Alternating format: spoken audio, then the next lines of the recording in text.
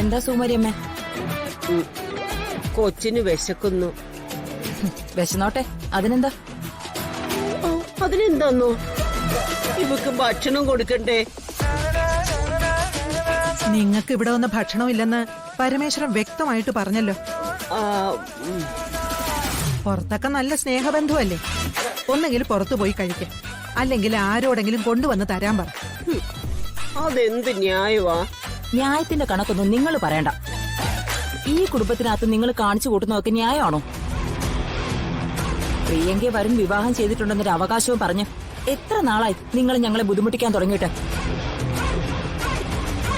ഇനി ആ ബുദ്ധിമുട്ട് സഹിക്കാൻ ഞങ്ങൾക്ക് മനസ്സില്ല. ഇതാണോ വലിയ കണിമംഗലത്തുകാരുടെ പാരമ്പര്യം? വിശന്ന് വലഞ്ഞവർക്ക് ഭക്ഷണം പോലും കൊടുക്കാതെ എന്ത് കുടുംബ പാരമ്പര്യം പറഞ്ഞിട്ടെന്താ? സുകുമാരി, കണിമംഗലത്തുകാരെ കുറിച്ച് അങ്ങനെ ഒരു അപഖ്യാതി ആരും പറയില്ല. കണിമംഗലത്തിന്റെ ഗേറ്റ് ഇതുവരെ പൂട്ടാറില്ലായിരുന്നു. അത് സുകുമാരിക്ക് അറിയും. ഈ നാട്ടിലുള്ള ഏതൊരാൾക്കും ഏത് സമയത്തും കയറി വരാമായിരുന്നു. ഇവിടെ ഇപ്പൊ ഗേറ്റ് പൂട്ടുന്നുണ്ടെങ്കിൽ അതിന്റെ കാരണം സുകുമാരിയും ഈ നിൽക്കുന്ന പ്രിയങ്കയോ. അതുപോലെ തന്നെയാ അടുക്കളയുടെ കാര്യം. വിശന്നു വലഞ്ഞവരെ ഊട്ടിയിട്ടേ വിടാവൂന്ന് നിർബന്ധിത ബുദ്ധിയുള്ള കുടുംബമായത്. ഏതെങ്കിലും കുടുംബം പട്ടിണി കിടക്കുന്നുവെന്ന് കേട്ടാ ആ കുടുംബത്തിന് ആവശ്യമായ സാധനങ്ങൾ, അതും 1-2 മാസത്തേക്കുള്ളത്, അത് എത്തിച്ചതിന് ശേഷം വിശ്രമിക്കുന്ന സ്വഭാവമുള്ളവനാ പരമേശ്വരൻ. നിങ്ങൾക്കിപ്പൊ ഭക്ഷണം കിട്ടുന്നില്ലെങ്കിൽ അത് നിങ്ങളുടെ മനസ്സിന്റെ ക്രൂരതയ്ക്കുള്ള പ്രതിഫലമായിട്ട് കണ്ടാ മതി. മുത്തശ്ശി, എനിക്ക് വിശക്കുന്നു, എനിക്ക് ഭക്ഷണം വേണം. എനിക്ക് തരണ്ട. ബുദ്ധിയില്ലാത്ത ഈ കൊച്ചിനെങ്കിലും എന്തെങ്കിലും കൊടുക്ക്. ഭക്ഷണത്തിന്റെ കാര്യത്തിൽ മാത്രമാണല്ലോ ഇവൾക്ക് ബുദ്ധിയില്ലാത്തത്. ബാക്കി ഒരു കാര്യത്തിനും ഒരു കുഴപ്പമില്ലല്ലോ.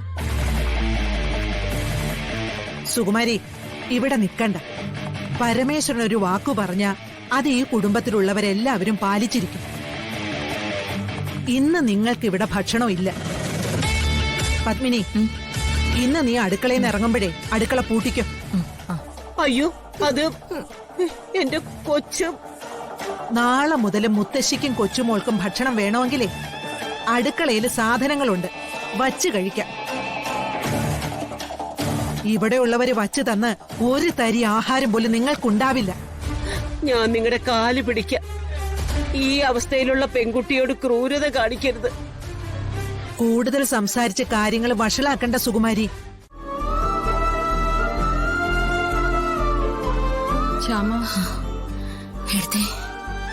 ഇനി ഞാനൊന്നും പ്രതീക്ഷിക്കണ്ടല്ലേ? ഈ ചോദ്യം ഞാൻ പ്രതീക്ഷിച്ചതാ. അതാ ഞാൻ കുറച്ചേറെ ശ്യാമയുടെ അടുത്തേക്ക് വരാത്തത്.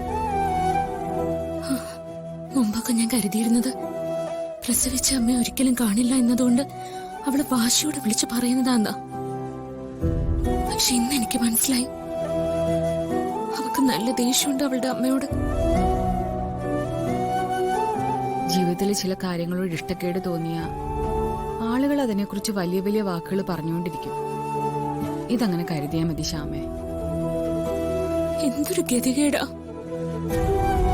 അഖിൽ സാറിന്റെ മരണത്തോടെ എനിക്ക് നഷ്ടപ്പെട്ട എന്റെ കുട്ടി തിരിച്ചു കിട്ടിയിട്ട് പോലും സ്നേഹിക്കാൻ പറ്റാത്ത അവസ്ഥ. ആദ്യം തടസ്സമുണ്ടായിരുന്നത് ഐശ്വര്യ, പിന്നെ ആരൊക്കെയാ? പ്രിയങ്ക, പ്രിയങ്കയുടെ മുത്തശ്ശി, പോലീസുകാര്, ഗുണ്ടകള്. എടുത്തി അവള് നിൽക്കുന്നത് അപകടത്തിന് മുന്നിലാ. എപ്പോ വേണമെങ്കിലും അവൾക്കെതിരെ അറ്റാക്ക് ഉണ്ടാവാം. ഒരുപക്ഷെ അവളെ കൊണ്ട് നേരിടാൻ പറ്റണമെന്നില്ല.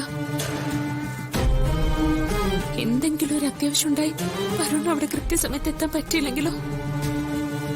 എന്താ ശ്യാമ ഉദ്ദേശിക്കുന്നേ?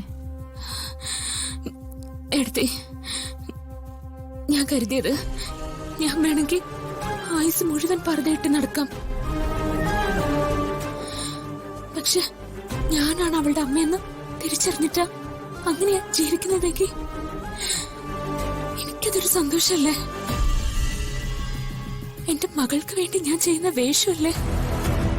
വേണ്ട ശ്യാമേ, ഇപ്പൊ തന്നെ എല്ലാം കൂടി കുഴഞ്ഞു കിടക്കുവോ? മകളുടെ മുമ്പിൽ അവളുടെ സ്വന്തം അമ്മയാകാനുള്ള താല്പര്യം തൽക്കാലം ഒന്ന് മാറ്റി വെക്കുന്നതാ നല്ലത്. പറ്റില്ല. എത്ര കാലം കഴിയണം ഞാനിങ്ങനെ?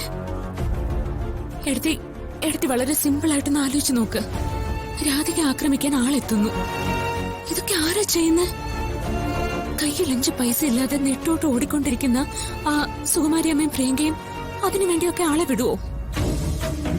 കാര്യം ശരിയാ, കൽപ്പനയ്ക്കും ഉർവശിക്കും ഒക്കെ മോളോട് എതിരുണ്ട്.